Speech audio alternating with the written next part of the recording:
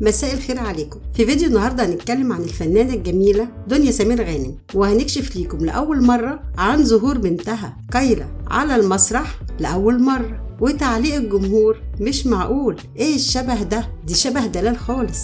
هنعرف كل التفاصيل، بس قبل نكمل الفيديو انزل بسرعة واعمل لايك واشترك في القناة وفعل زرار الجرس على كل الاشعارات، ضروري جدا جدا علشان كل جديد يجيلك لحد عندك.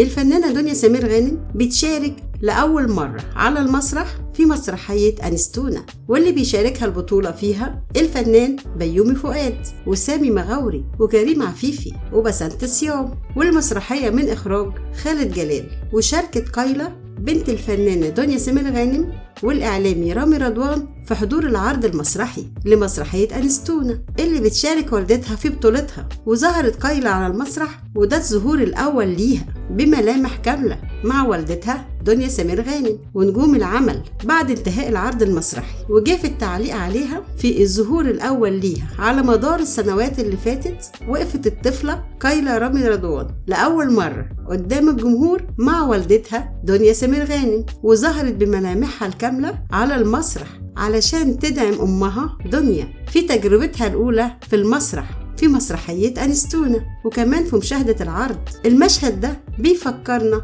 بأول ظهور لدنيا نفسها مع والدها ووالدتها خلال عرض إحدى المسرحيات، لما تفاجئ الجمهور اللي كان حاضر العرض بالفنان سمير غانم والفنانة دلال عبد العزيز، وهم بيفاجئوا الجمهور بدنيا بنتهم بتحيي الجمهور، والجمهور عارف إن دي بنت سمير ودلال دنيا. وكايلا بيتوقع لها الجمهور إن هي تكون خليفة لوالدتها وجدتها دلال والجدها سمير، وتقف هي كمان على خشبة المسرح. وجت تعليقات كتير من الجمهور لما ظهرت كايلا مع دنيا أمها على المسرح، وقالوا ايه الشبه ده؟ مش معقول، دي شبه دلال عبد العزيز الله يرحمها. وناس تانية قالت لا، دي شكل أمها دنيا قوي. والحقيقة إن كايلا جميلة وهي شبه أمها وجدتها كمان. ربنا يفرح أمها دنيا وأبوها رامي بيها، ويشوفوها ناجحة في حياتها وفرحانة. فيديو النهاردة خلص. لو عجبك الفيديو اعمل لايك واشترك في القناة لو أول مرة بتشوفنا،